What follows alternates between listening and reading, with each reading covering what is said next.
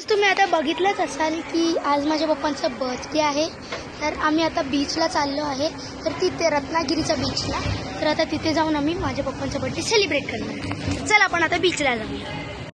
तर गाईज आज आम्ही चाललो आहे रत्नागिरीला देवखाळी बीचमध्ये. खूपच सुंदर बीच आहे and enjoy the view at your own risk मी म्हणेन.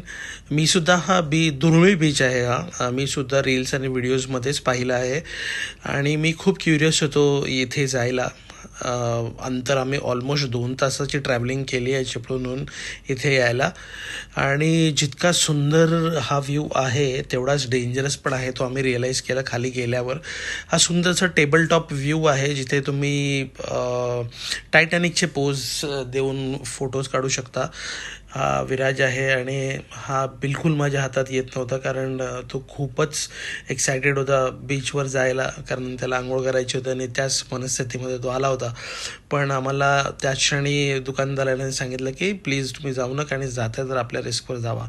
म्हणून आय रिअलाइज की आम्हाला थोडंसं केअरफुल राहावं लागेल. आणि ज्या क्षणी आम्ही खाली पोचलो आणि पाणी बघितलं, कारण हायड्राईड होतं आणि पाणी आतमध्ये खेचणार होतं. सॉरी तुम्हाला डिसअपॉइंट करतो आहे, पण दॅट इज द स्टोरी. तेव्हाच विराजने पण रिअलाईज केलं की त्याच्या पायाखालची वाळू खेचली जाते आणि तेव्हा त्याने पण जिद सोडली. पण आय एम शुअर लो टाईडमध्ये पाणी निथळ असेल, तेवढा जोर नसेल आणि तुम्ही थोडाफार एन्जॉय करू शकाल.